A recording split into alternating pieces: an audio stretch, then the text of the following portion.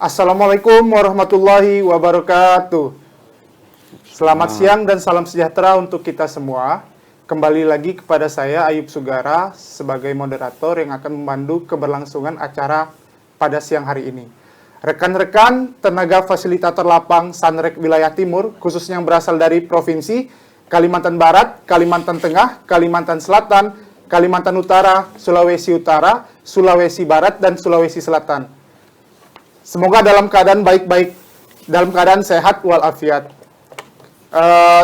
Sebelum memulai materi, marilah kita buka pertemuan ini dengan terlebih dahulu membaca lafaz basmalah. Bismillahirrahmanirrahim. Sebelumnya saya ingin menyapa Bapak dan Ibu sekalian. Yang terhormat Bapak Muh Ishak Cene STMT, Kementerian PUPR, selaku narasumber. Yang terhormat Bapak Koordinator Pelatihan. Yang kami hormati Bapak dan Ibu-Ibu rekan-rekan TFL. Bapak dan Ibu yang kami hormati, sebagaimana tercantum di jadwal, pada kesempatan siang hari ini akan membahas materi tentang manajemen konstruksi dan metode pelaksanaan konstruksi. Materi ini menjelaskan tentang pengertian dan tujuan, fungsi, MK, permasalahan dalam manajemen konstruksi, spesifikasi teknis, dan material yang digunakan.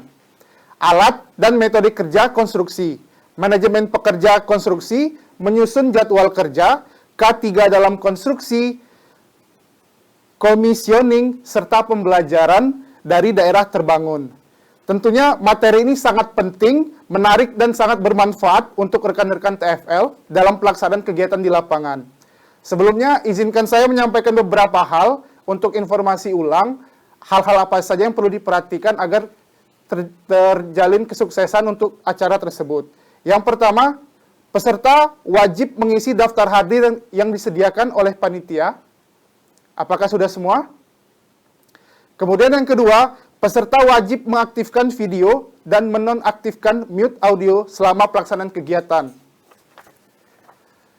Kemudian yang ketiga, peserta melakukan rename dengan format nama strip provinsi. Keempat, narasumber kami beri waktu untuk menyampaikan materi termasuk diskusi atau tanya jawab selama 2 jam. Untuk mengajukan pertanyaan, peserta dapat mengajukan pertanyaan pada menu chat atau pertanyaan langsung kepada moderator setelah penyampaian yang dilakukan oleh narasumber. Jika waktu masih memungkinkan, pertanyaan dapat diajukan langsung oleh peserta dengan mengacungkan tangan pada Zoom meeting kita. Kemudian selanjutnya, jika peserta harus meninggalkan acara karena suatu keperluan, maka perlu mengajukan izin ke moderator via chat. Selanjutnya, peserta dilarang menggunakan menu chat selain untuk mengajukan pertanyaan dan mengajukan izin meninggalkan acara. 11. Peserta dilarang menggunakan satu perangkat untuk beberapa orang. Selanjutnya, kami persilahkan Bapak Muh Ishak Cene STMT untuk menyampaikan materinya sekaligus membuka sesi diskusi dan tanya jawab pada sesi kegiatan siang hari ini. Kepada Bapak Muh Ishak Cene STMT, waktu dan tempat kami persilahkan. Assalamualaikum warahmatullahi wabarakatuh. Teman-teman, apa kabar? Sehat? Kalau sehat, angkat jempol. Sehat ya? Nggak ada yang sakit kan? Mantap. Sehat, alhamdulillah. Ya, kalau gitu aku berdiri lah ya. Aku berdiri, teman-teman, supaya enak. Ya. Kalau nggak berdiri biasa nggak enak. Yang kedua, saya dikaruniai ketinggian cuma segini-gini. Berdiri segini-gini. Kalau duduk hilanglah sudah. Ya. Jadi bagus berdiri. Oke, baik. Teman-teman, tadi teman-teman sudah belajar atau berdiskusi tentang pengadaan barang dan jasa. Ya. Berarti sudah beli material kan? Sudah. Kalau sudah beli material, apa yang kita melakukan? Kerja.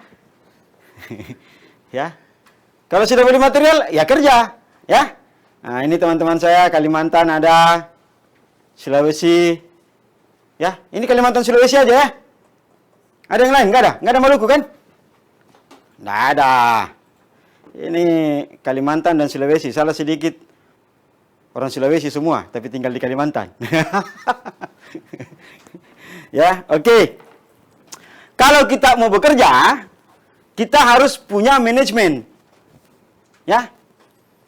Kita harus memanage, kita harus mengatur. Nah, makanya yang kita mau diskusikan hari ini namanya manajemen konstruksi. MK. Ya, MK. Ya, gitu. Apa itu manajemen? Ya. Mengatur, memanage, ya. Terserah kalau mau baca itu materi, silakan, ya.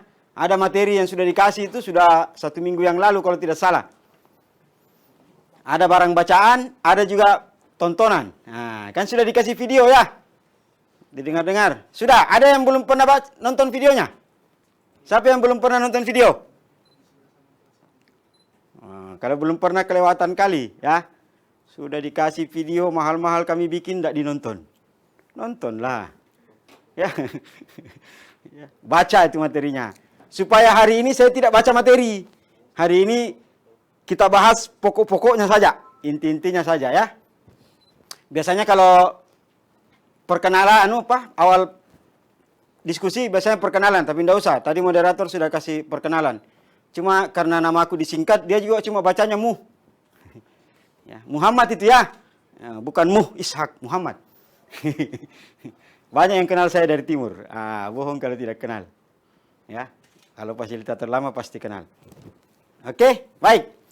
Manajemen adalah, nah ini, salah satu cara untuk mengatur, ya, memanage, ya, kegiatan-kegiatan konstruksi, terutama untuk manajerial, teknologi, ya.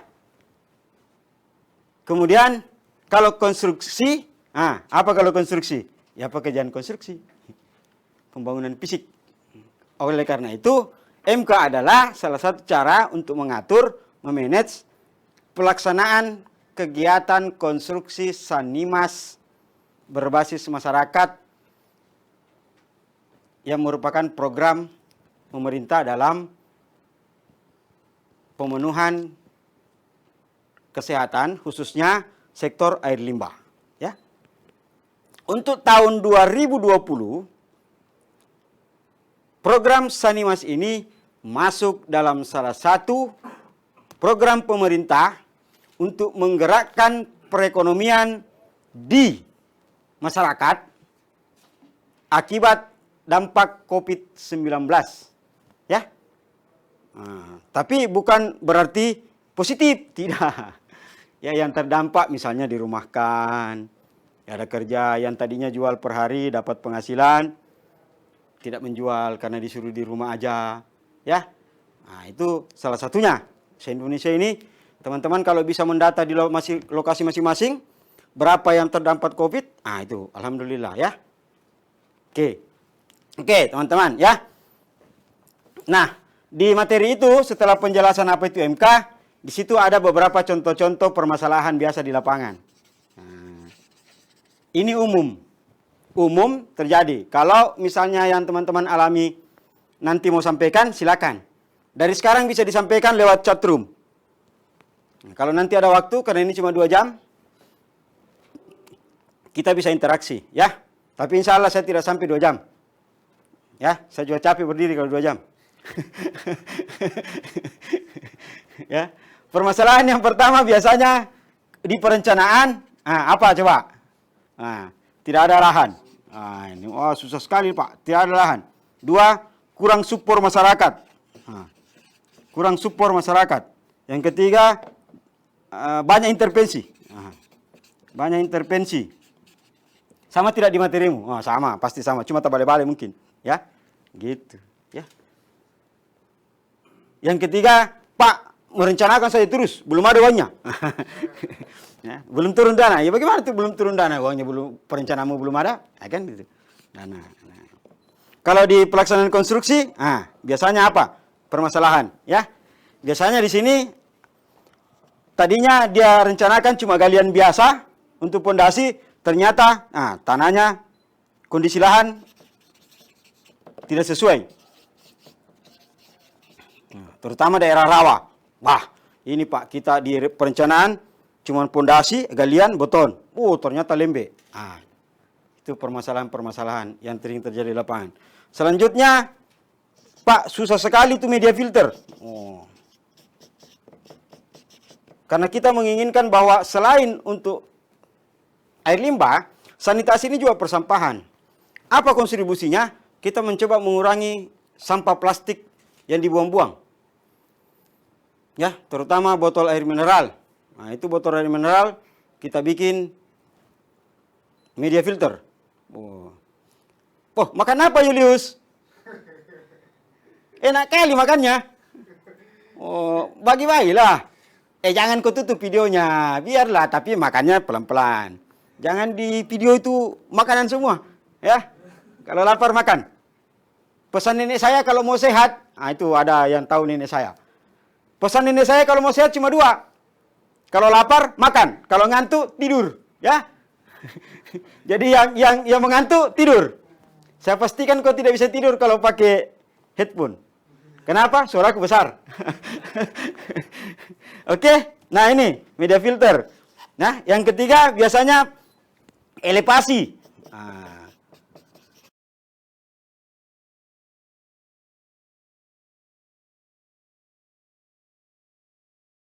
Di manage. Namanya manajemen.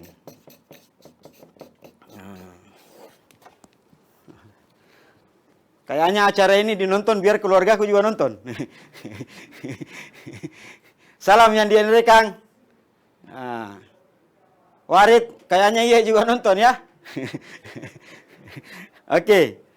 Ya, teman-teman, ini semua yang harus kita manage dalam sebuah pembangunan konstruksi untuk program Sanimas, ya. Kenapa kita harus belajar memanage? Kenapa teman-teman wajib belajar memanage? Karena ini berbasis masyarakat. Tugas teman-teman adalah mendampingi dan membantu KSM. Oleh karena itu, teman-teman harus bisa memanage sehingga mengajari KSM dan membantu KSM memanage pekerjaannya, ya. Kalau ini mungkin berbasis rekanan, tidak perlu saya ngajari dia manajemen. Dia lebih pintar dari saya. Ya, oke. Nah, ini semua permasalahan ini yang harus kita manage. Ya, permasalahan ini. Dari permasalahan itu semua, untuk apa manajemen konstruksi ini? Apa tujuannya? Kenapa mesti dipelajari? Kenapa mesti disampaikan? Kenapa mesti didiskusikan? Ya, yang pertama adalah meminimalkan penyimpangan.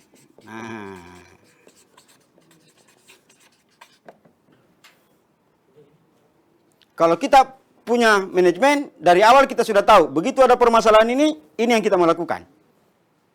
Ya. Itu, teman-teman. Yang kedua adalah ini. Mengontrol sehingga memenuhi kualitas material dan bangunan serta kuantitasnya, jumlahnya.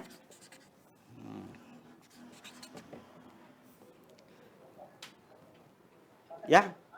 Mutu dan jumlah. Ya. Yang ketiga, ini untuk mengontrol progres.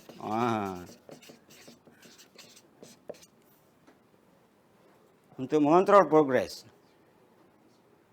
Jangan sampai kita deviasi minus terus, berarti terlambat. Kalau kita sudah terlambat, apa yang kita melakukan? Rembuk warga. Kita rembuk, kita diskusikan. Ya, kalau yang biasa di proyek, biasa namanya PCM ya. Sudah terlambat nih Pak, kita rapat. Kalau ini kita rembuk. Apa yang mau kita melakukan? Tambah waktu kah? Tambah tenaga kah? Ya, seterusnya. Yang keempat adalah sebagai bahan evaluasi. Nah, ini tujuannya. Sebagai bahan evaluasi. Ini akan berafiliasi kemana? Ini akan berafiliasi terhadap BMW. Ini mobil termahal. Mobil yang mahal. Kalau lupa manajemen, ingat saja mobil mahal, BMW. Ya. Biaya mutu waktu. Ini saja. Ya. Biaya, mutu, waktunya. Tidak susah, cuma 3 kalau manajemen. Biaya, mutu, waktu. Ini kita pakai untuk mengontrol ini semua. Ya. Oleh karena itu, teman-teman harus melakukan pengendalian dan pengawasan. Nah, kenapa saya singkat? Supaya tidak panjang tulisannya. Namanya yang keren Dalwas. Wah. Pengendalian dan pengawasan. Nah, itu. Siapa yang punya tugas ini? Di struktur KSM ada namanya tim pengawas. Bagaimana caranya tim pengawas mengerti apa tugasnya? Fasilitator yang ngajari. Kenapa fasilitator yang ngajari? Karena sudah diajari tadi. Ya. Sudah dikasih materinya. Sudah disampaikan Pak Direktur bahwa fasilitator Sanimas adalah wakil Kementerian PUPR di lokasi. Wakil Kementerian PUPR. Tidak gampang orang disuruh wakili Kementerian PUPR di lokasi, Pak. Jaga itu amanah. Apalagi kalau ada yang bikin baju seragam, baru ada lambang-lambang PU-nya di sini. Wah. Ya kan? Mantap. Itu wakil. Ya. Tidak semua ya. Wilayah Barat ini kalau saya tidak salah cuma 50-an. Wilayah Timur. Padahal yang daftar, ribuan. Saya kebetulan ketua panitia pendaftarannya. Ya. Ah, teman-teman ya, ingat ya, teman-teman sudah dikasih kesempatan untuk memperbaiki lingkungan masyarakat. Ya. Kalau membangun gampang. Pasti teman-teman teknik bilang, apa ini Pak? Pasangan batu, beton, pasangan pipa, gampang ini. Tapi bukan itu intinya. Teman-teman dikasih kesempatan untuk memperbaiki lingkungan di masyarakat supaya mereka bersih, hidup, sehat. Terutama pembuangan air limbah. Yang sangat utama, black water. Ya, tapi grey juga. Jangan sia-siakan ini kesempatan. Sedikit sekali orang dikasih kesempatan. Tuhan kasih kesempatan kalian itu. Ingat. Ya. Gaji itu nomor 2. Yang pertama amal jariahnya. Iya Pak Gio. Oh ketawa Pak Gio. Iya ya katanya. Iya. Amal jariahnya yang utama. Jangan gara-gara pipa 1 batang hilang amal jariahmu. Ah, halo. Ya. Gunakan itu kesempatan. Bulan tahun depan tidak lagi ya, tidak ada lagi kesempatan. Ya. Gunakan itu ya, teman-teman. Baik. Pengendalian dan pengawasan untuk kontrol ini. Jangan sampai tidak ada ya. Teman-teman. Oke?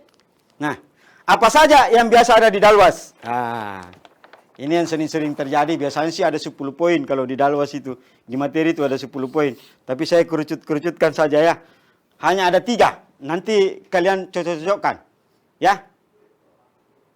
Hanya ada 3 yang penting untuk pengendalian dan pengawasan itu. Yang pertama material.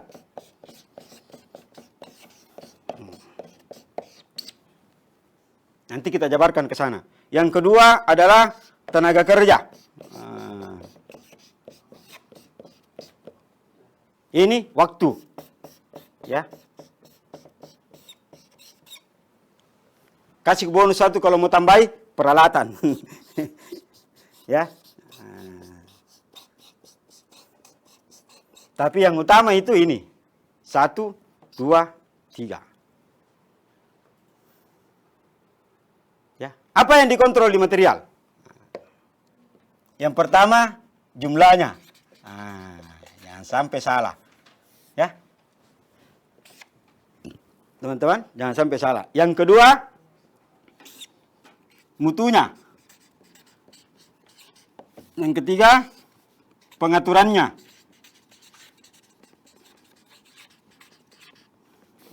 Ya. Apa itu jumlahnya? Ya berapa besar? Jangan sampai teman-teman sesuai tadi materinya Ibu Egis, pengadaan barang dan jasa. Sudah dikasih tahu, jangan sampai salah ini. Karena ini akan banyak merugikan. Ya. Kemudian mutunya. Kau dikasih suruh di perencanaan besi 10. Kau pakai besi 8. Tapi Pak, notanya besi 10. Iya, itu namanya besi 10 bencong. Ya, yang sudah pengalaman di lapangan pasti tahu. Besi 10 ada 10 macam. Ya, besi 10 ada macam-macam. Ya, oke? Sudah? Kemudian pengaturan. Nah, ini pengaturan material juga. Diatur kedatangannya kah? Atau kalau satu sekaligus, diatur di tempatnya. Dia pakai gudang atau tidak? Ya. Ini dari Sulbar, kenapa foto profil dipasang? Buka videonya. Nah, ini dari Sulbar ini. Nah, begitu. Temanmu semua buka.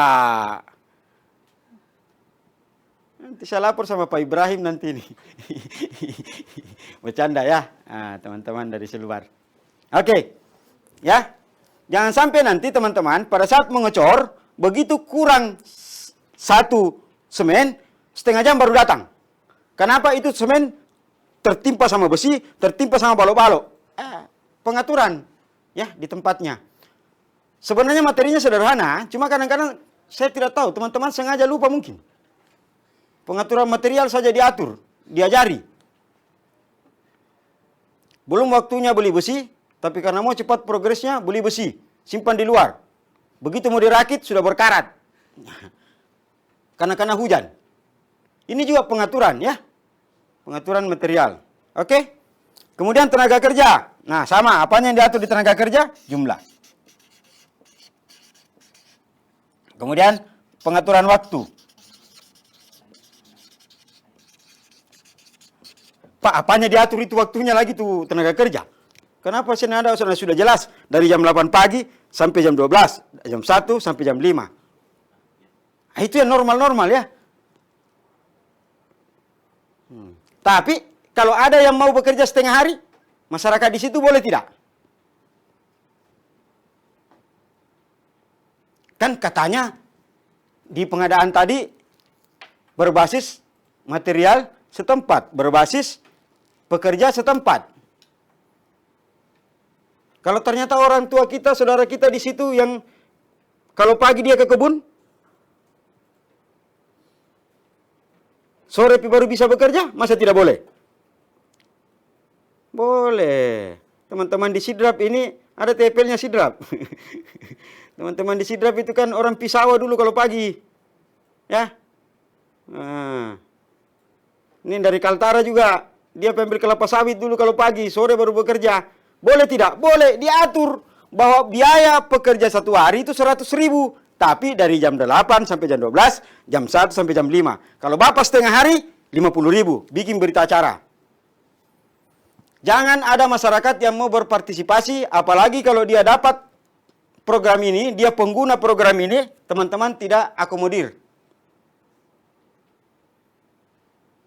Ya, harus diakomodir itu. Oke? Nah, kemudian yang ketiga adalah, ini, pengaturan di lapangan. Kenapa harus di lapangan, Pak? Saya sampaikan sekarang kondisi kita tidak normal. Ya, kita dalam kondisi COVID, perintah pimpinan tetap bekerja, menjaga protokol kesehatan. Nah, atur yang kerja IPAL 2, yang kerja Minhol 2, yang kerja ini 2. Itu diatur, Pak. Kenapa mesti diatur? Karena harus jaga jarak. Ya, kondisi COVID sekarang ini teman-teman jangan berpikir, sama-sama sajalah, terserah dia mau berkerumun, dia kan pekerja selalu kena matahari. Bukan. Kalau tidak ada protokol COVID-19, ya, tidak ada protokol COVID yang disampaikan, ya nggak apa-apa. Tapi kan ada aturannya. Siapa yang belum pernah baca suplemen Juknis? Suplemen Juknis tentang protokol COVID itu sudah kami berikan. Kalau ada yang tidak baca, memang fasilitator malas ini. Ya. Pak, terlalu banyak yang Bapak kasih mau dibaca.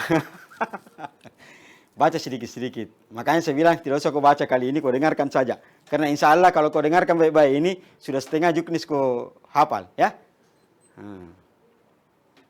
Ini tidak live ya. Kalau yang live itu bisa kau nonton ulang nanti. Kau cari saja di situ, Pak Baki yang live, MK. Kalau kau lupa-lupa, kau cari YouTube-nya. Ya. YouTube-nya IBM. Tapi jangan kau lupa subscribe sama lonceng-lonceng itu ya. Supaya dapat juga poinnya IBM. Ada lonceng-loncengnya itu. Titing. Ya. Oke. Kemudian waktu. Nah, apa yang mau diatur di waktu? Teman-teman harus membuat pengaturan waktu pelaksanaan. Ini berapa lama? Bagaimana mengontrolnya? Nah, cukup bikin kurva S. Ada juga yang kadang-kadang malas, dia bikin bar chart. Yang balok-balok. Gambar balok-balok jadi bikin. Ya, yang bagus itu kurva S. Karena teman-teman bisa mengontrol deviasi, progres per kegiatan, per minggu, per bulan, dan seterusnya. Ya, teman-teman tiba-tiba tak, deviasi minus. Rapat, rembuk. Apa yang harus kita lakukan? Ya. Pak, bagaimana caranya kontrol ini material? Bapak bilang jumlahnya, apanya semua. Bagaimana caranya? Apa supaya gampang kami kontrol? Kau bikinkan daftar material.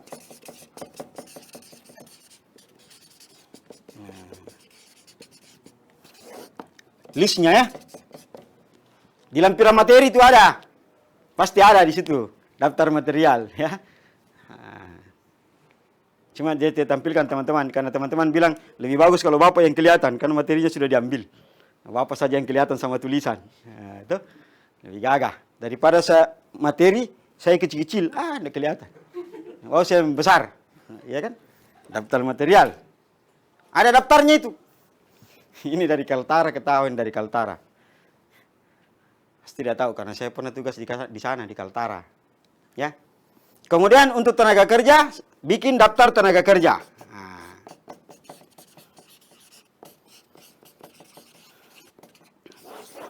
Jangan kau pusingi dirimu dengan daftar tenaga kerja ya.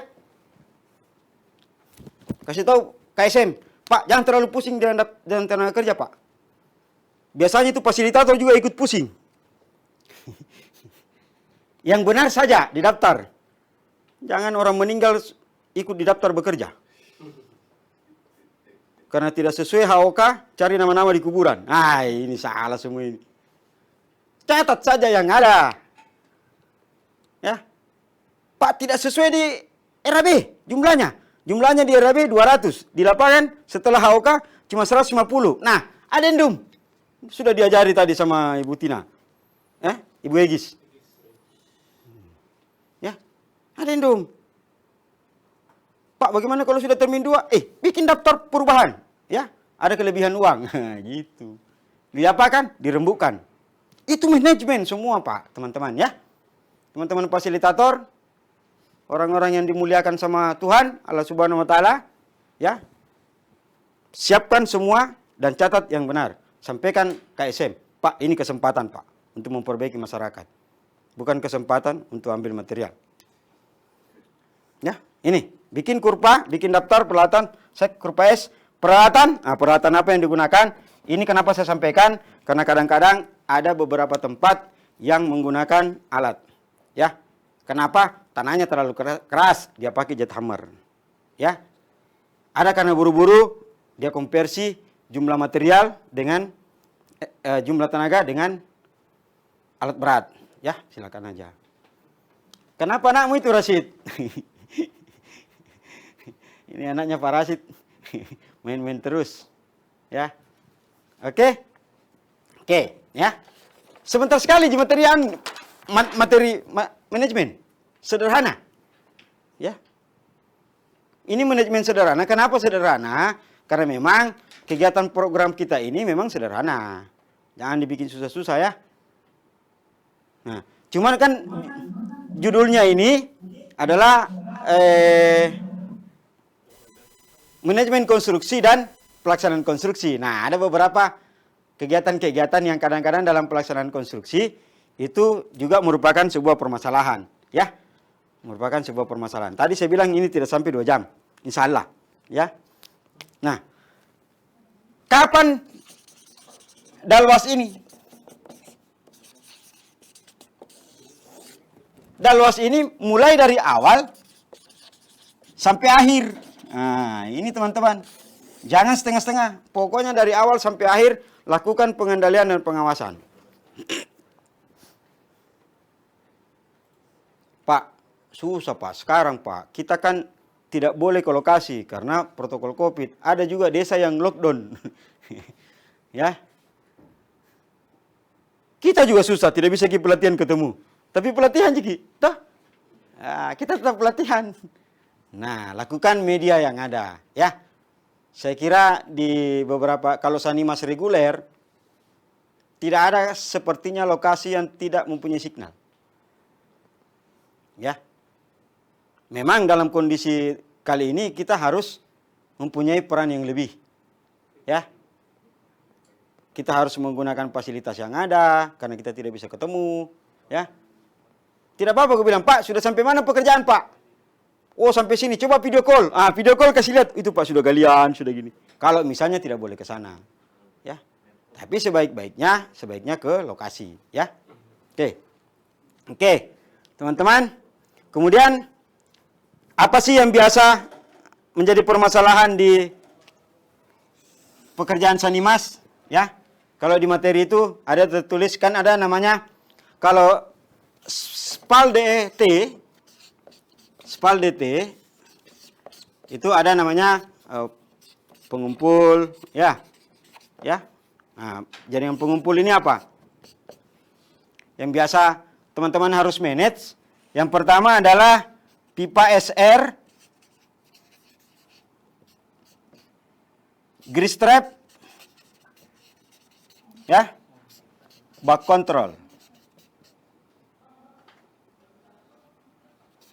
Jangan sampai salah tulis saya.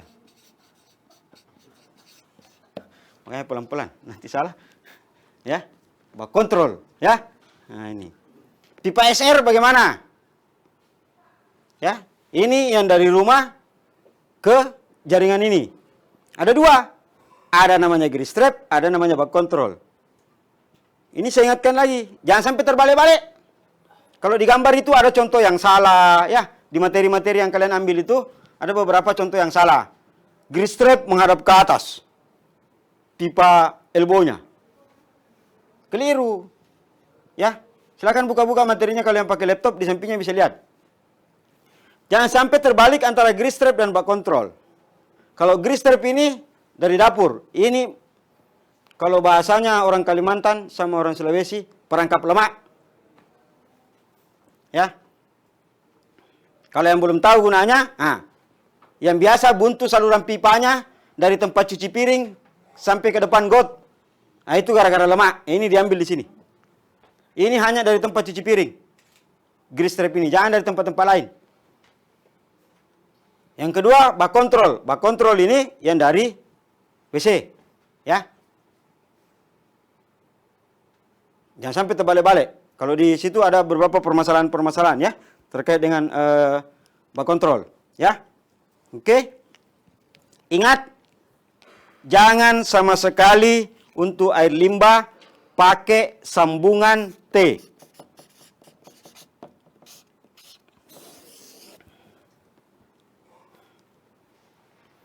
Yang begini.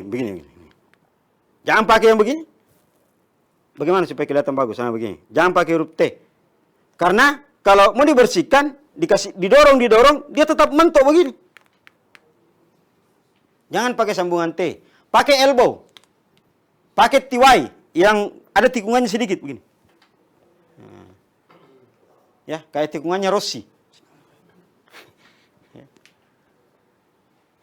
Pakai elbow, ya, atau pakai TY. Kalau mau gampang yang kayak huruf Y. Nah, gitu. Ya. Ini, jangan sama sekali pakai sambungan T. Ini yang sering terjadi, ya. Tuh. Kemudian elevasi. Ingat kembali di materi perencanaan.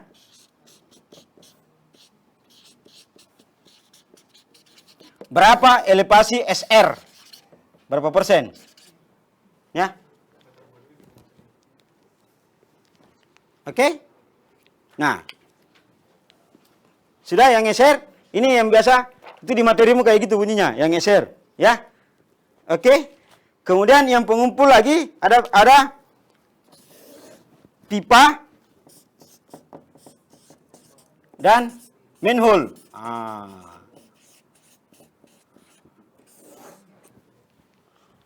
Untuk jaringan pengumpul, Pipa diameter berapa?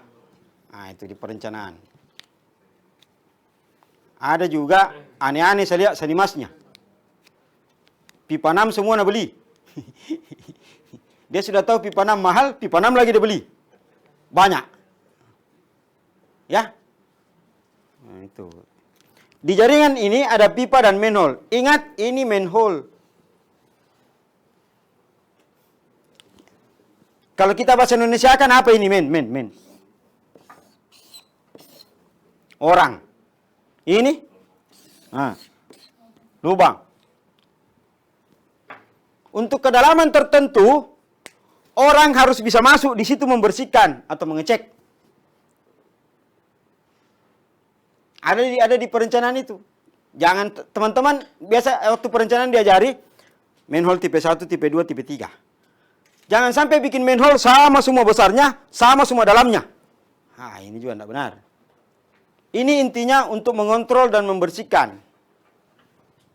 Kalau dalamnya cuma 60 cm, kenapa kok bikin besar-besar? Kan orang mau membersihkan. Nah, cukup jongkok saja di sini bersihkan, sudah bersih. Kalau dalamnya 80 sampai 1 meter, nah itu harus diameter 80. Karena kenapa? Orang harus bisa turun, lihat, dan jongkok begini.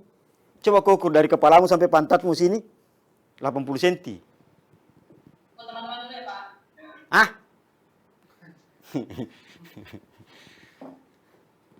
Ada kayaknya yang tidak serius.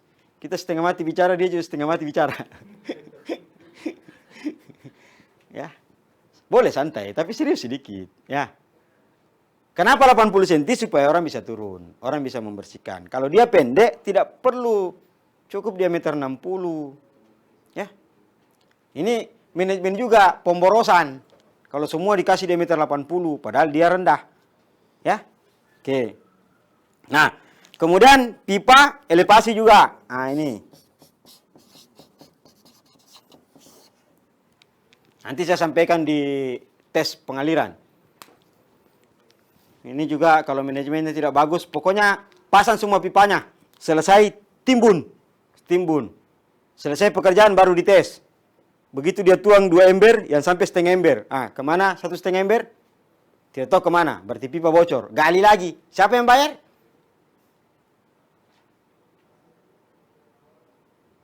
KSM lagi. Dibayar 2 kali itu namanya.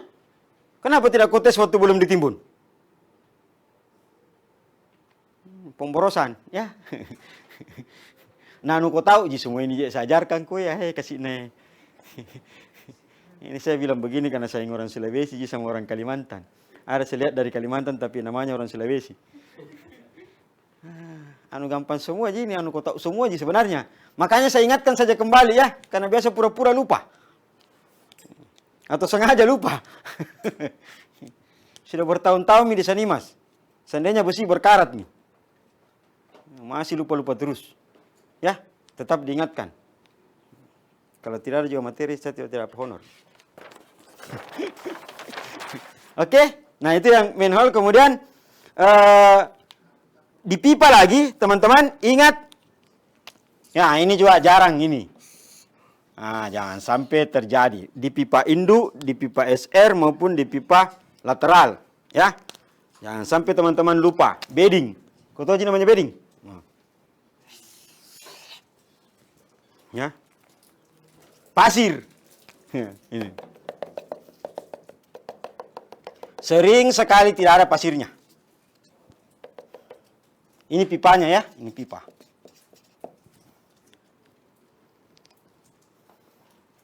Banyak juga selesai digali, kasih turun pipa. Langsung timbun. Ada juga galasi-galasi sedikit. Supaya tetap ada pasirnya, dia kasih turun pipanya baru disiram pasir. Baru ditimbun tanah. Ingat, ini barang air limbah, teman-teman. Kalau sudah jalan 1 bulan, 2 bulan, 3 bulan, 1 tahun, nah bocor, mau ke perbaiki. Kalau pipa PDAM yang bocor banyak yang perbaiki. Tapi kalau pipa air limbah, ayo. Siapa yang mau saya gaji pipa perbaiki itu? Sementara kita perbaiki yang bocor, ada orang pakai. Datang mengalir. Halo.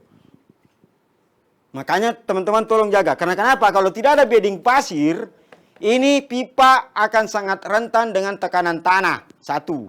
Yang kedua, getaran dari atas kendaraan.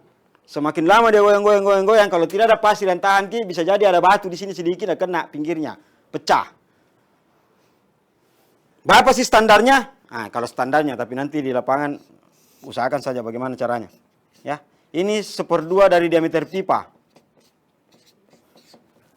Kalau ini sama dengan diameter pipa. Nah, jadi tidak ada ukurannya berapa senti Pak, ukur diameter pipamu. Kalau pipa 4 inci kan 10 senti ya. Kurang lebih begitu. Tapi jangan terus yang kau ukur pakai mistar 10 senti. Ya, gitu. Ini, kalau ini yang biasa permasalahan di pipa juga, ini. Yang sering teman-teman terjadi tidak dilakukan. Makanya yang sering-sering di permasalahan dan tidak dilakukan yang saya bahas. Ya, nanti kalau ada waktu permasalahanmu yang kau alami sekarang yang kita bahas. Ya. Kalau sulbar banyak kayaknya masalahnya. Sudah 100% mi katanya. Tapi belum picaruannya.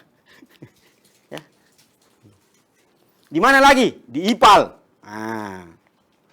Wah, ini yang paling sering kacau ini. Karena biasa dalamnya 3 meter. Ya. IPAL. Baru tanahnya berpasir. Lebarnya mau digali 2 meter. Baru digali 1,5 meter. Sudah jadi 4 meter. Karena berpasir. Ya. Nah, gitu. Nah ini. Apa yang sering terjadi di IPAL? Ya. Permasalahan. Nah ini. 1. Pembesian.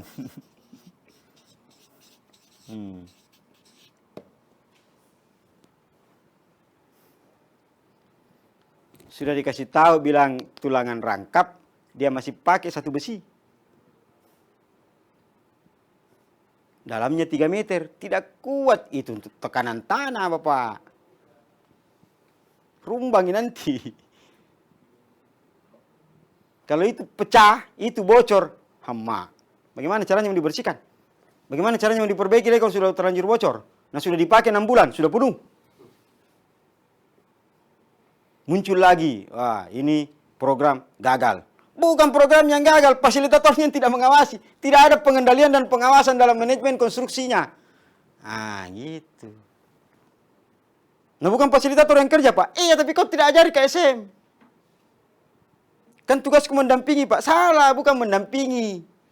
Tugasnya fasilitator mendampingi dan membantu KSM. Kalau mendampingi, duduk saja di sampingnya. Nah, itu namanya mendampingi. Tidak bikin apa-apa. Saya sudah dampingi, Pak. Dari pagi sampai pagi ku dampingi, ku temani duduk di situ. Sama saja, ku dampingi tidak bikin apa-apa. Ya. Dulu ada yang punya alasan begitu, makanya di kontraknya dengan teman-teman PPK, kalau ada stafnya PPK, itu sudah tertulis. Mendampingi dan membantu KSM.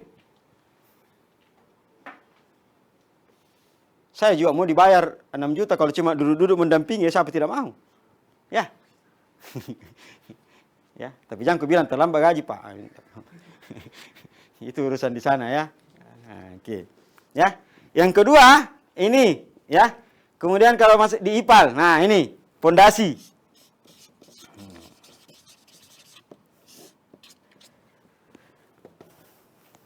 Pak, bagaimana pondasinya yang bagus untuk struktur beton bertulang yang lebarnya 3x8? Nah, gitu. Perlu pakai tapak setempat atau bagaimana? Ini semua yang harus teman-teman manage. Dia bilang pemberdayaan, urusannya teknik itu, Pak. Iya, sama-sama kok. Fasilitator itu 2 in 1, 2 dalam 1. Kalau urusannya teknik saja, berarti fasilitator pemberdayaan tidak kerja waktu konstruksi. Kalau begitu, waktu perencanaan pemberdayaan dan keuangan, fasilitator teknik pulang saja. Tidak boleh ya, harus sama-sama. Makanya fasilitator pemberdayaan pun diajar bagaimana manajemen konstruksi. Minimal dia tahu, kalau berhalangan fasilitator teknik, fasilitator pemberdayaan bisa jawab. Sama juga dengan masalah keuangan. Ya, fasilitator teknik juga tahu yang mana situ debit, kredit. Ya, pengeluaran, pemasukan, berapa yang tanda tangan dan seterusnya. Ya, harus sama-sama.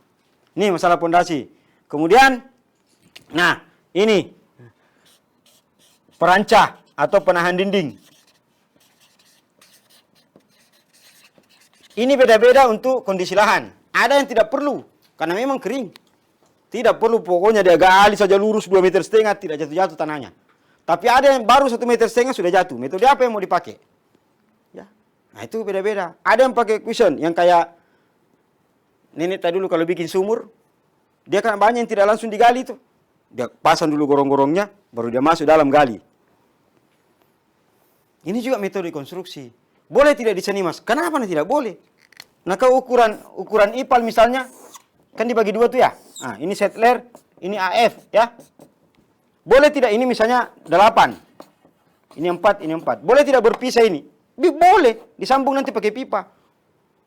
Supaya gampang, bikin dulu 3x4 di atas. Tingginya 1 meter mungkin. Kayak pracetak. Baru gali tengahnya, turun sendiri.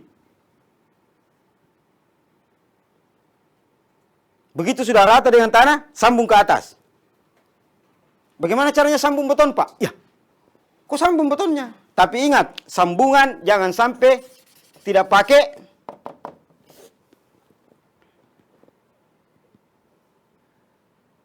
yang sampai bocor. Ya, banyak yang tidak pakai ini. Ada juga yang 1 kali cor. Sudah tahu lembek tanahnya, tetap mau menggali ke bawah. Ya, metode cushion itu yang dibikin di atas, kita gali sama-sama, dia turun sendiri. Itu kalau misalnya tanahnya berpasir. Karena ada lahan, ada tanah, kita butuh lahan 2 meter, begitu kita gali 1 meter, dia menjadi 4 meter lebarnya. Longsor. Ya. Pernah begitu, Pak? Pernah. Saya sampaikan ini karena pernah kami lakukan. Ada dulu rumah, gara-gara kasihkan menggali, rumahnya orang. Nah, jatuh. Gara-gara tanahnya longsor. Itu sudah banyak. Baik di Jawa, di Kalimantan. Kalau di Kalimantan dulu saya sendiri yang alami. Saya sendiri PPK-nya lihat langsung bagaimana rumahnya orang hampir jatuh. Ya. Itu. Ya. Kemudian, ini yang beton. Ini lagi. Ini yang sering jadi masalah juga.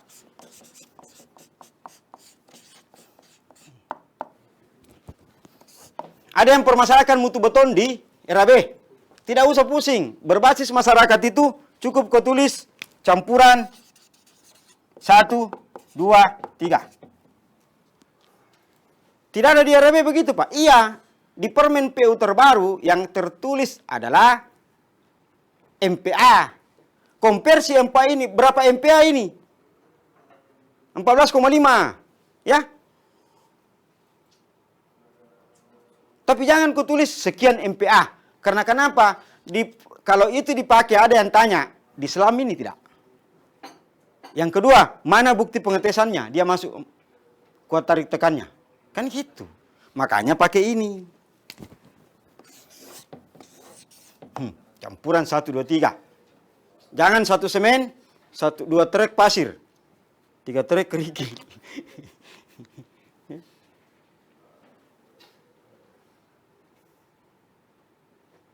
Itu kenapa perlu, ya. Ini teman-teman harus paham ini. Beton campuran 1, 2, 3, ya.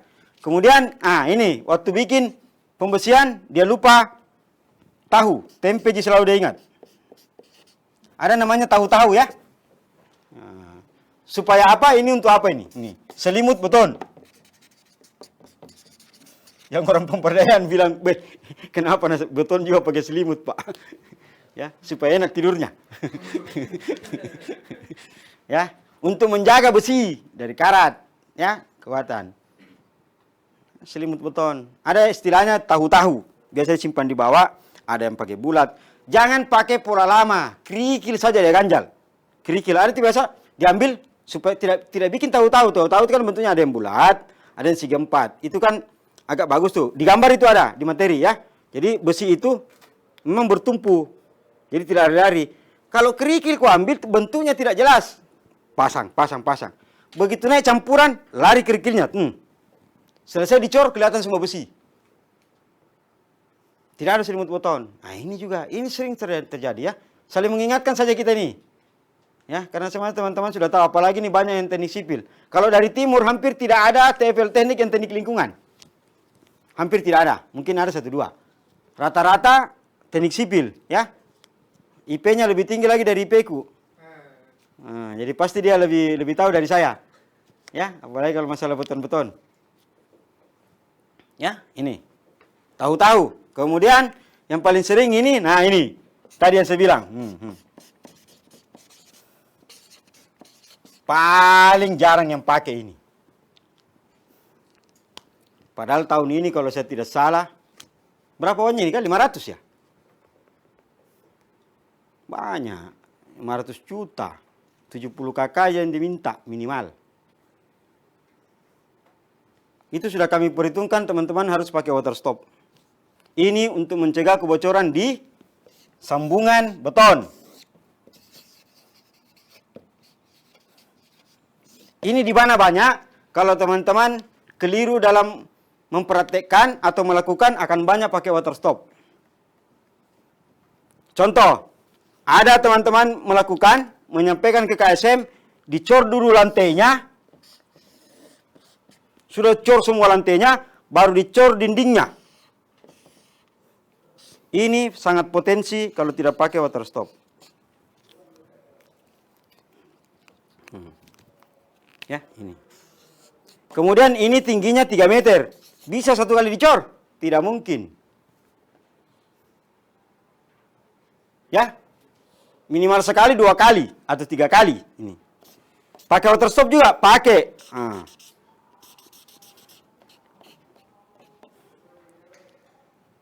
Bisa berkurang water stop di mana? Ya. Nah, ini kan 1 kali, 2 kali, 3 kali.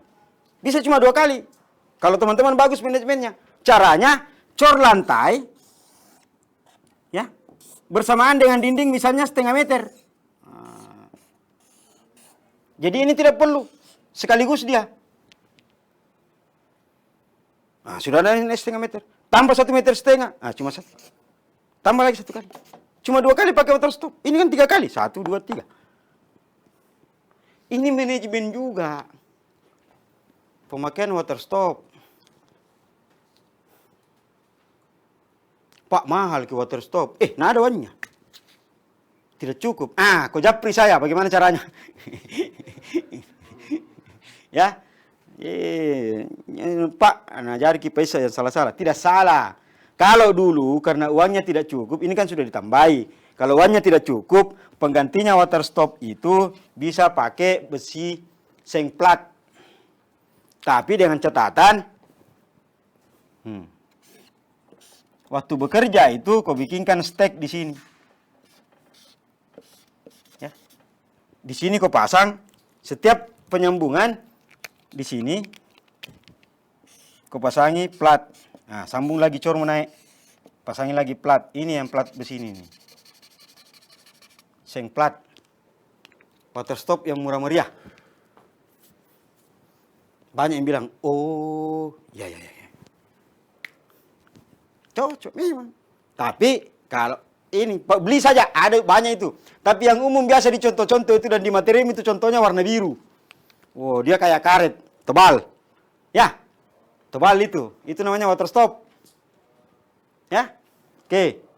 Nah, kemudian ini perawatan beton. Banyak juga sudah selesai dia tidak rawat. Kan disiram-siram itu kalau pagi, toh? Siram-siram. Jangan tidak dirawat, sampaikan itu harus dirawat betonnya. Biasa berapa hari? Kalau pagi disiram supaya meresap bagus turun, ya. Air juga ini kadang-kadang air. Karena tidak terlalu diatur di dalam RAB. Kalau mau mengocor air apa saja dari apa itu dia ambil. Ada biasa juga saya lihat, bukan di Sanimas. Kalau orang Sanimas baik-baik semua. Ada biasa saya lihat dia tanggul itu saluran air, saluran drainase. Kalau mau ngocor itu ambil airnya. Apa susahnya beli? Tinggal beli saja satu toren yang warna orange itu atau warna apa kasih itu 1 kubik. Simpan di daerah situ, sudah. Atau pakai drum yang murah-murah. Atau kalau ada yang misalnya dekat rumahnya, sudah ada PDAM, tinggal bikin perjanjian berapa saya bayar, tarik selang, kan bagus. Supaya airnya sudah terjamin. Ya. Tuh, yang air. Nah, selesai ini, apa lagi? Di materi MK, kita juga dititipi yang namanya K3. Ini juga manajemen. Ya, K3. Apa itu K3? Singkatnya begini. Kau sendiri yang bikin definisinya dalam bahasa Indonesia ya. Apa itu K3? Tapi yang jelas kalau K3 itu masker. Ya. Kau sendiri yang bikin definisinya. Yang kedua, sepatu. Sepatu bot. Helm. Helm lapangan. Ya. Kos tangan. Ya. Kos tangan. Nah, ditambah kondisi sekarang. Ditambah kondisi sekarang. Nah, ini. Tempat cuci tangan dan sabun. Pak, kampungannya deh.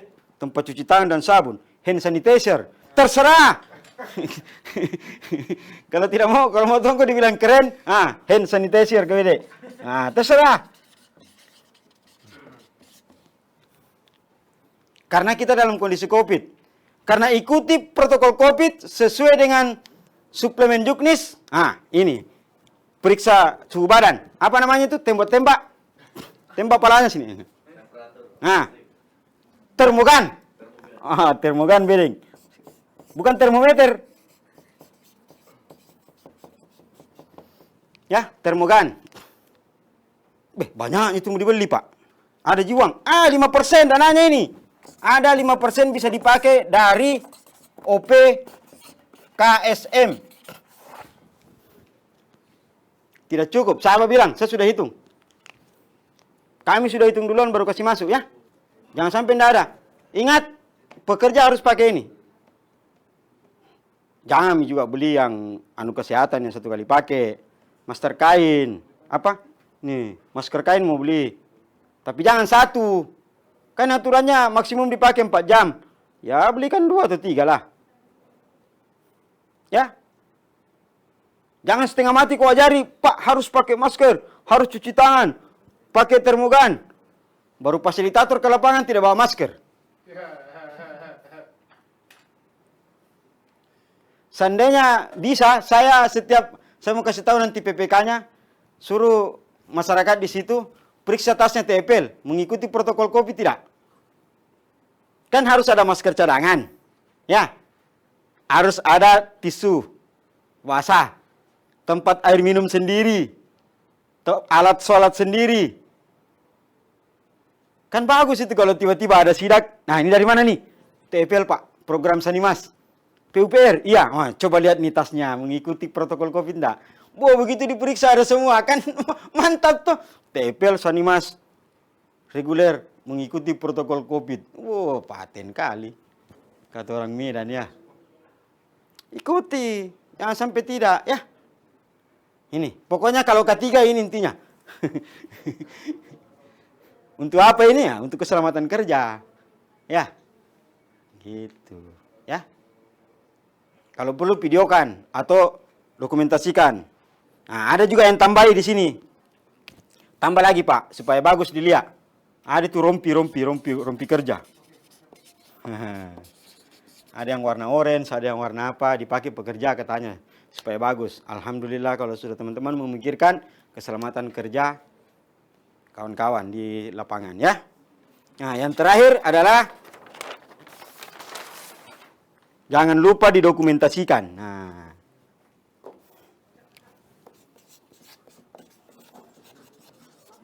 dokumentasi. Biasanya yang diminta itu 0, 50, 100. Tapi untuk jaga-jaga, kan tidak rugi, Ji. Dah, kan dipoto Ji saja. Nah, ambil tongi 25, 75. Kalau diminta, ada, Mi. Sudah siap. Kalau tidak diminta, simpan saja. Tapi bagaimana kalau teman cuma ambil 0, 50, 100. Terus diminta 25 sama 75, apalagi kamu foto? Ya. Ini yang dokumentasi. Oke, teman-teman, dikopi-kopi mau dari belakang. Soalnya, Pak, waktu-waktu. Terlalu lama kita bicara, nanti ada kesempatannya anak diskusi. Ya, yang kalau saya bicara, kalau tidak kasih berhenti, kan bicara terus kayak itu. Oke, teman-teman ya. Ini saya pakai bahasa lokal ya. Saya pakai bahasa lokal. Saya mohon izin kalau ada mungkin yang Pak susah sekali saya mengerti apa yang Bapak bilang. Tapi saya yakin kalau ada paling 1%. Ya, karena ini saya tahu teman-teman saya dari Kalimantan dan Sulawesi. Ya, kalau saya lihat muka-mukanya ini ada 2 slide. Setiap dikasih pindah orang saya kenal miseng. Dikasih pindah orang saya kenal miseng.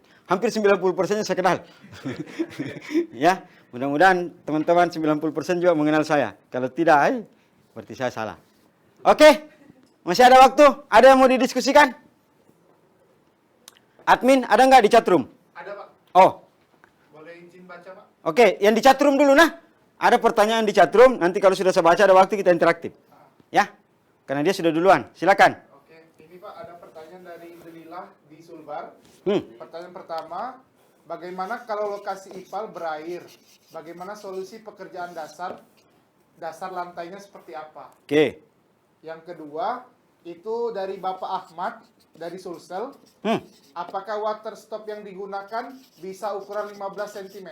Karena Sulsel agak susah yang 20 cm, Pak. Terima kasih, Pak. Oh, terstop. Ya, Pak.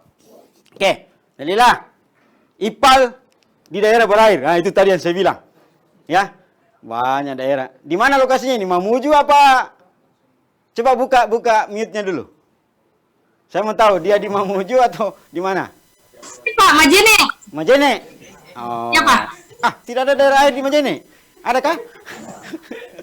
Ada, Pak. Jangan sampai Berdekatan dengan pantai, Pak. Jangan selalu bertanya seandainya ya. Kurang bagus itu. Pak, seandainya nanti. Apa seandainya? Tidak seandainya, Pak. Ini lokasi. Di Oke. lokasi sekarang, Pak. Sudah digali berair, Pak. Oke, ya. Ini memang rata-rata begitu karena air tanah. Ya. Yang pertama-tama harus teman-teman lakukan adalah dewatering. Dewatering. Misalnya nih, ya. Kau gali. Ini luasan IPAL ya. Ini memanjang ke sana ya. Ya. Nah, yang teman-teman mau kerja, ini kalau berairnya sangat tinggi, itu teman-teman bisa melakukan dewatering di luar sini. Ambil saja gorong-gorong. Misalnya ini kedalaman berapa? Kenapa ada pembalap? Ya, ini kedalaman misalnya 2 meter ya. Nah, ini bikin di luarnya sini. Ya. Sumuran. Ya. Itu lebih dalam dari ini. Ya, ini airnya akan ke sini. Orang yang sudah lama di Sanimas, kalau sumur warga muka air tinggi, sumur warga dangkal, itu rata-rata kalau digali ini IPAL, sumurnya warga kering. Ya. Padahal berjauhan. Itu karena dewatering. Itu masih tembus itu. Yang pertama ya, jadi di sini yang dipompa. Jadi sini yang kasih turun selaan, di sini pompanya, ini yang dipompa keluar. Ya. Yang banyak teman-teman lakukan adalah di sini dipasangi pompa. Nah, tidak pernah kering-kering. Sudah pasang 3. Ya. Yang kedua, kalau misalnya tidak mau dewatering di luar ini kan pasti keluar ini airnya. Yang kedua, biasanya ini dikerja bertahap. Ya, ini dikerja bertahap. Konsekuensinya adalah ada pekerjaan tambah terlebih dahulu. Misalnya, ini galiannya kita mau gali cuma sedalam 2 meter gini. Ini misalnya 3 meter ya. Ini. Yang kita mau kerja setinggi ini 2 meter. Terpaksa, ini kan 3 meter. Paksa untuk 1 meter sebelah sini, ini kita bikin lebih dalam. Ya. Air dari sini itu semua akan tertumpuk ke sini. Nah, di sinilah pompa itu. Ini dulu yang dikerja. Begitu ini kering, baru kemudian kita kerja ini. Cuman konsekuensinya ini kan lebih dalam lagi. Kita harus timbun dulu. Ya? Paham? Ini dewateringnya. Yang berair. Tapi kalau tidak terlalu berair, ini juga tidak ada sebenarnya di teori, tapi kadang-kadang dilaksanakan. Ini biasa tukang-tukang yang pintar. Apa dia bilang? Siram saja pakai semen kering. Tidak nak campur ke air, siram semen kering. Kering itu. Bagaimana mau ditahu? Dibawa. Hati-hati. Ini ipal. Kalau bocor, tidak ada gunanya. Kita mau menjaga lingkungan agar tidak tercemar. Dari septic tank yang tidak kedap, kita bikin lagi ipal yang tidak kedap. Ya. Ini teman-teman. Masukkan dalam RAB ini. Pak, tidak kuhitung kemarin karena tidak ku tahu tanahnya begini. Adendum ki. Makanya tadi Bu Egis bilang jangan alergi adendum. Pemberdayaan sebenarnya kalau saya boleh bilang itu wajib. Karena kenapa? Tidak ada pemberdayaan, tidak ada dinamika di lapangan yang perubahan. Pasti ada. Ya? Gitu. Ya? Hati. Udah? Delia, bisa?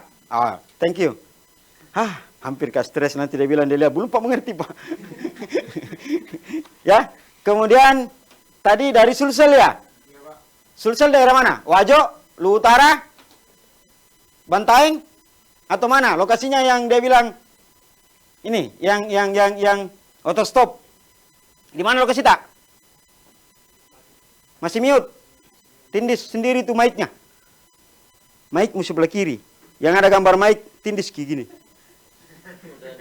Pak Ahmad. Di mana lokasinya Pak Ahmad? Lupa buka misalnya headset tak? Buka. Ya, dari HP, dari laptopnya atau dari HP? Supaya kedengaran.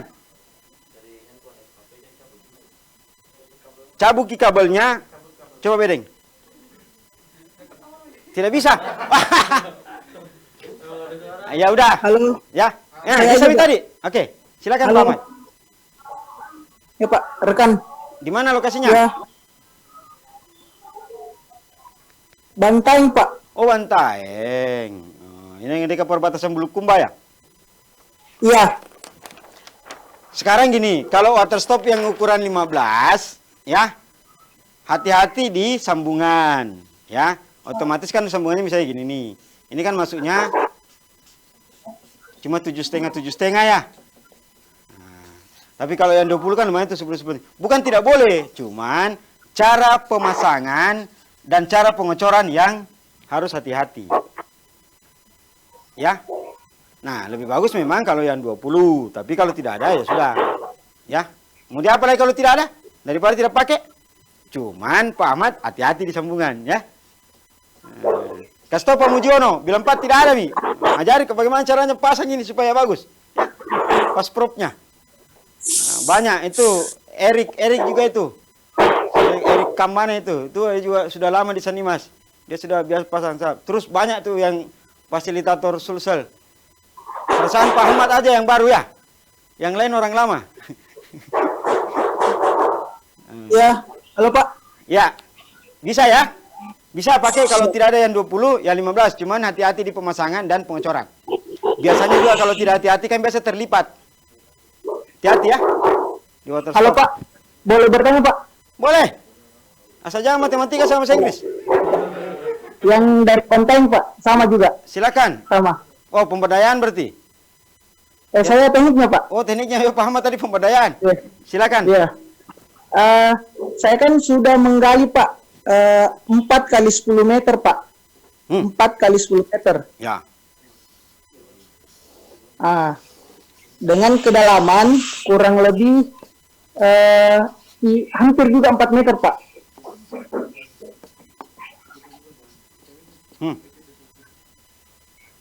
Sekarang sudah di tahapan lantai kerja Pak, kerabat betul. Oke. Di sisi pipa inlet Pak, pipa inlet itu kedalaman 4 meter. Namun Pak, setelah penggalian, karena air sangat deras Pak, airnya lumpur naik Pak. Lumpur naik, akhirnya yang tadinya penggalian saya 4 meter lebih menjadi sisa 3,5 Pak. Oke. Dan para pekerja kami Pak, KSM dengan tukang itu agak kewalahan ketika mau lagi menggali Pak. Yang sisanya Pak yang 50 cm lagi Pak. Ya. Jadi kami buat sumur di paling ujung yang tadi seperti kita gambar.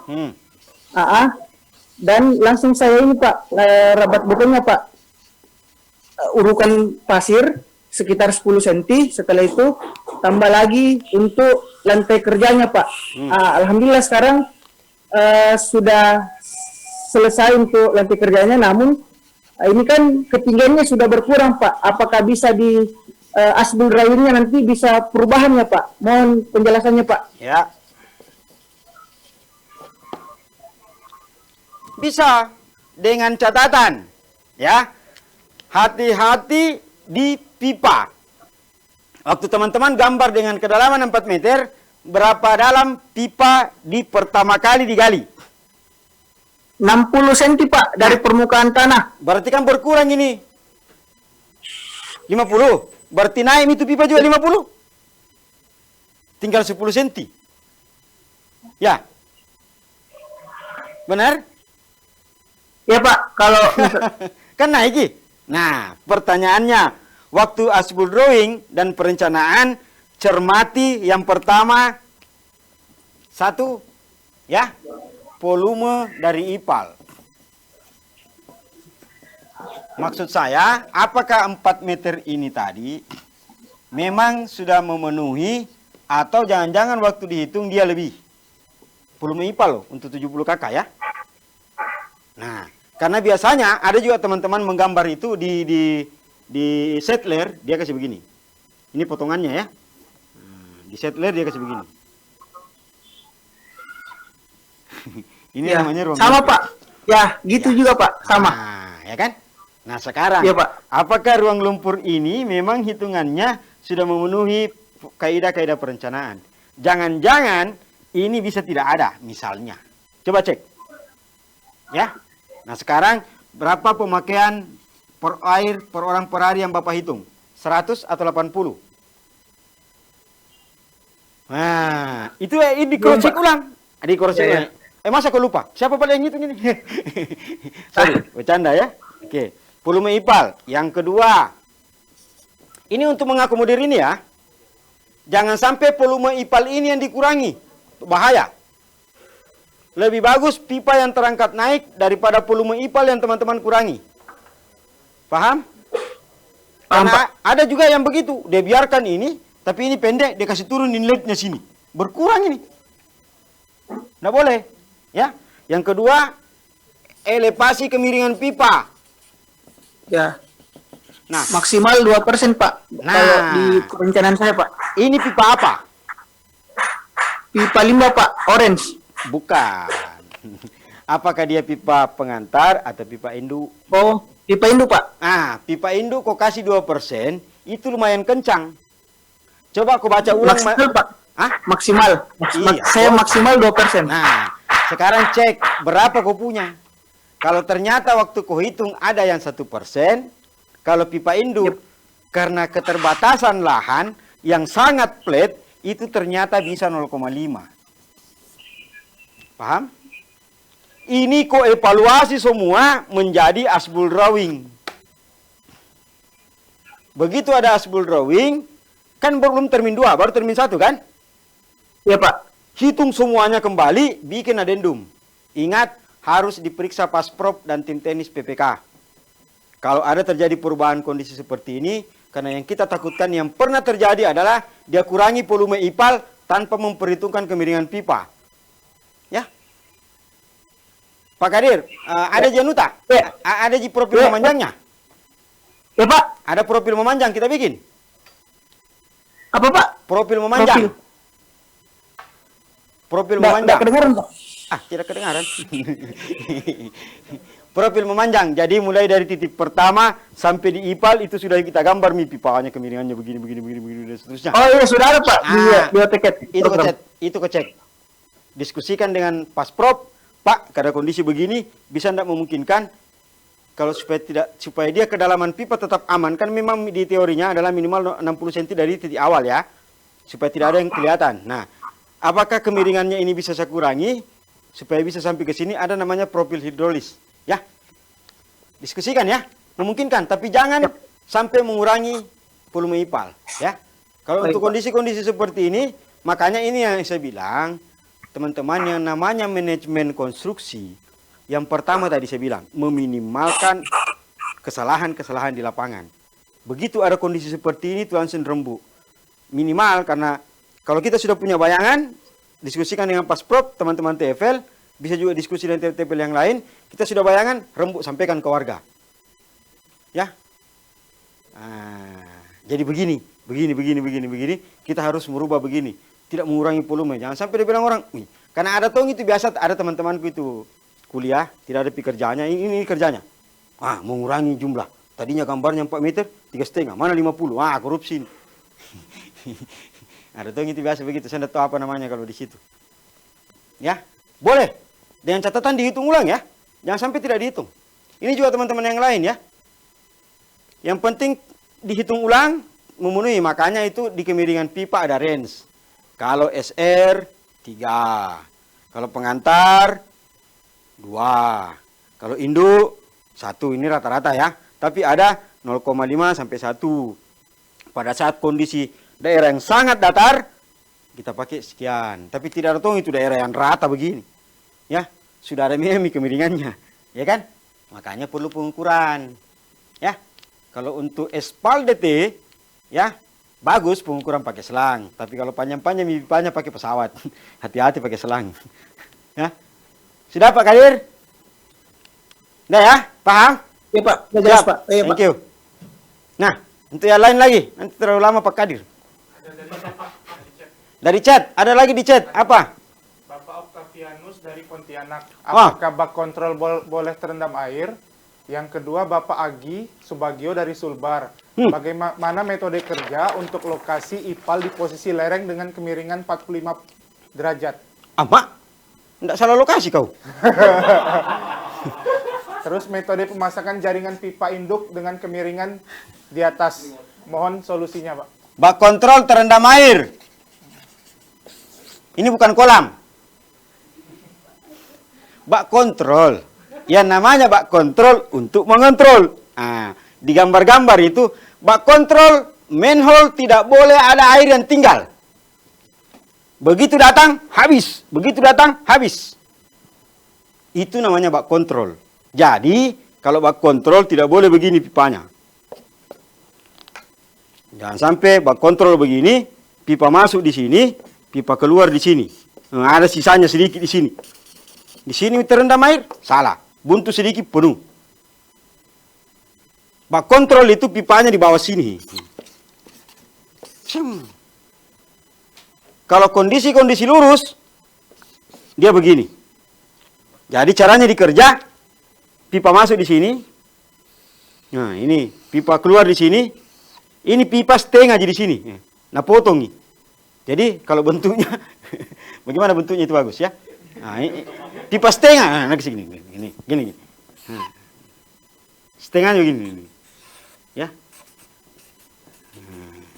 Licin, ya. Jadi nak kasih terus gini pipanya, baru nanti di atasnya nak potong. Kenapa? Karena kalau kau kasih terus begini, kau tidak potong, apa gunanya ini bak kontrol tidak bisa dilihat, ya. Nah, dipotong jadi kelihatan gini.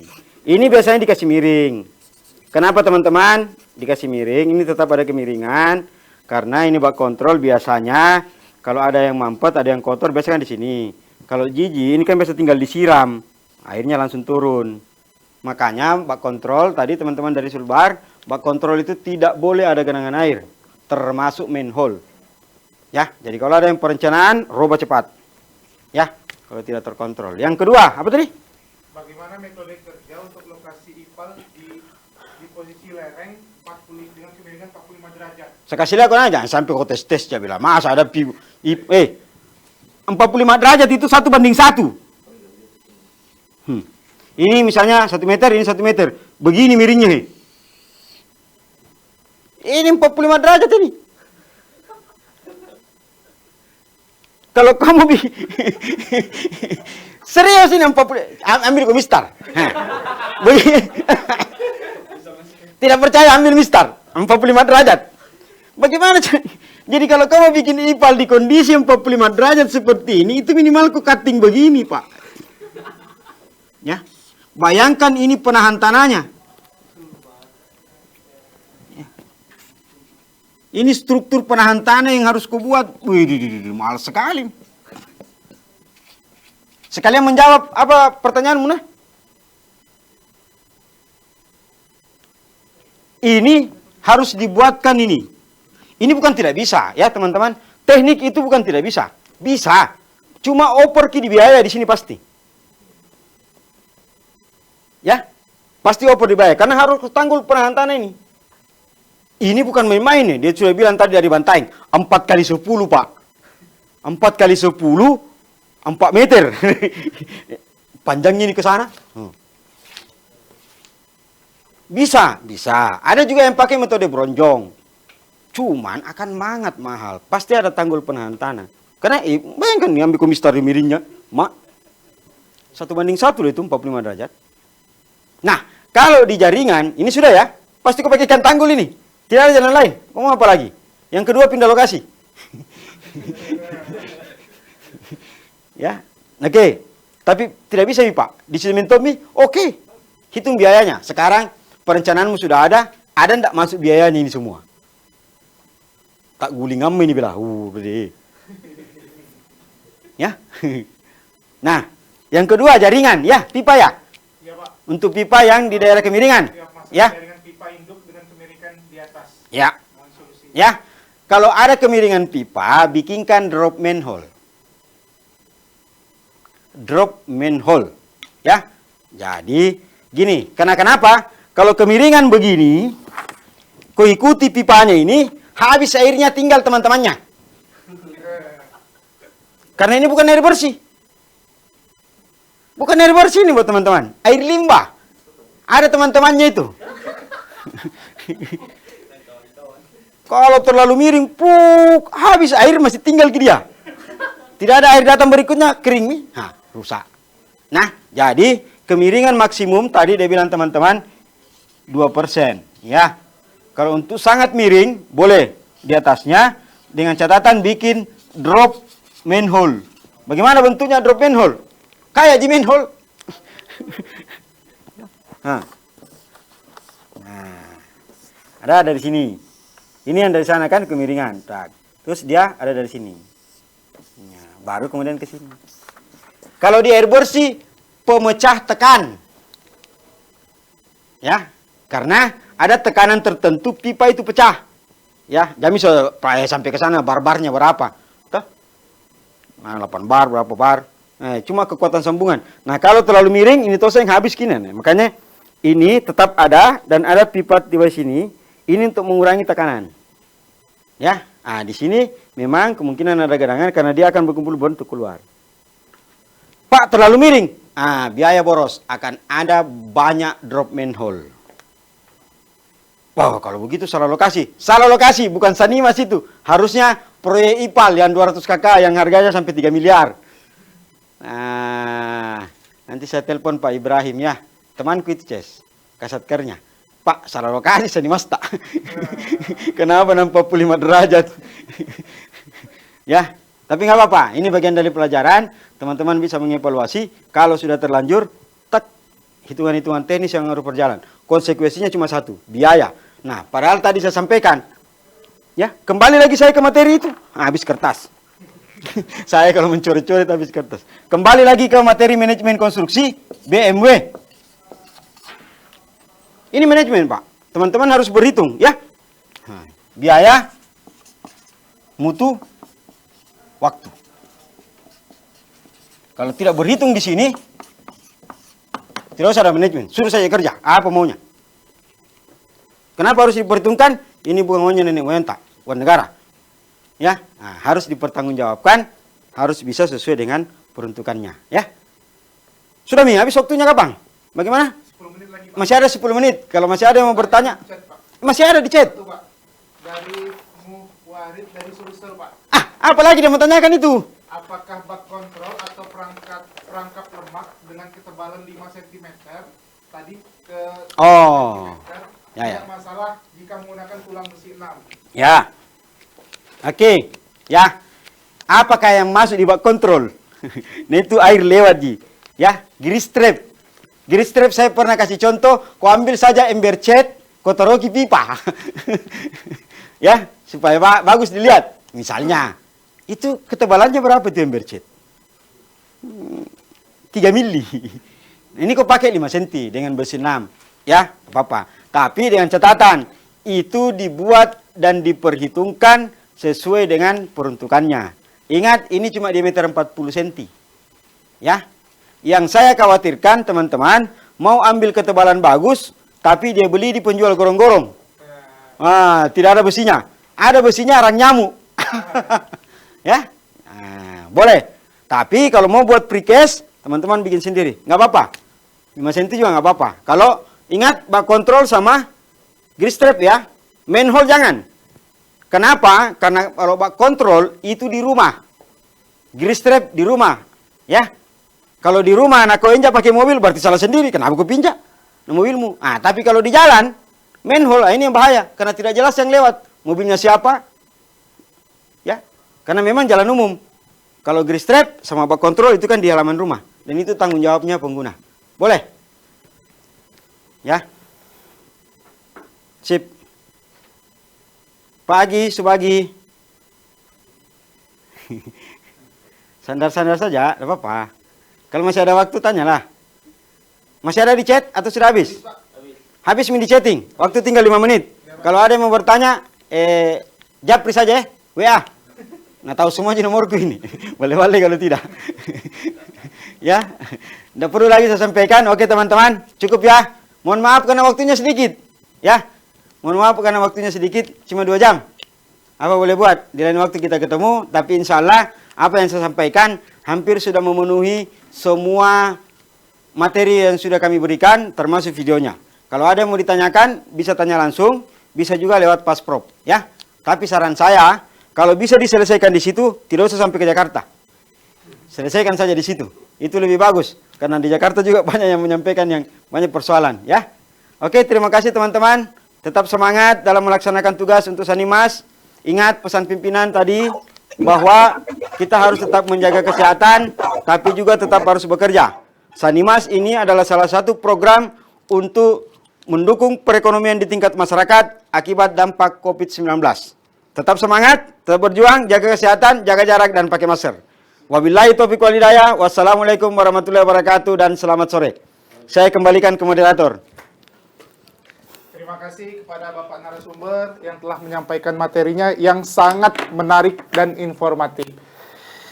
Tentunya di sini saya mendapatkan pesan juga bahwasanya gaji itu nomor 2, tapi yang pertama itu amal jariah. Jadi sebenarnya beliau ingin menyampaikan bahwasanya jangan lupa menempatkan unsur ibadah di setiap pekerjaan yang kita kerjakan. Seperti itu.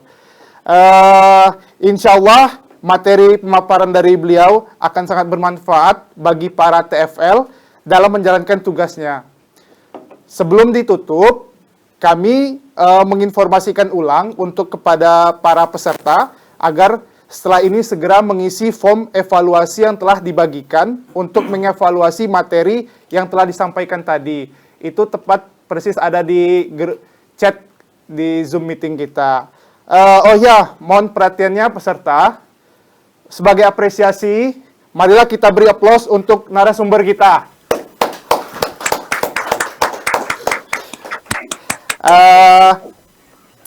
Mari kita tutup pertemuan kita pada sore hari ini dengan membaca hamdalah.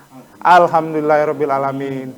Saya sebagai moderator meminta maaf apabila ada kesalahan yang disengaja maupun tidak sengaja. Kepada Allah saya mohon ampun. Lebih dan kurang saya mohon maaf. Wabillahi taufiq wal hidayah. Wassalamualaikum warahmatullahi wabarakatuh.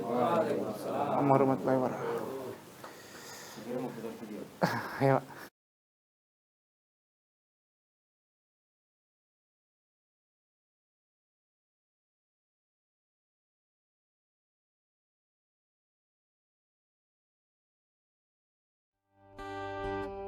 Biyen aku cek peta suwe-suwe weka nuruti kekarepanmu sansaya bubrah.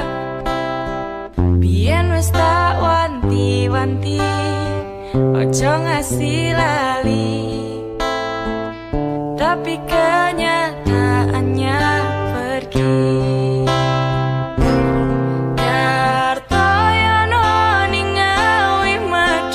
Janjimu ambruk jaga ku nuruti angen-angenmu, kane wis tak turuti tapi malah blenjani, budal malah tak tutui dalane, metu kono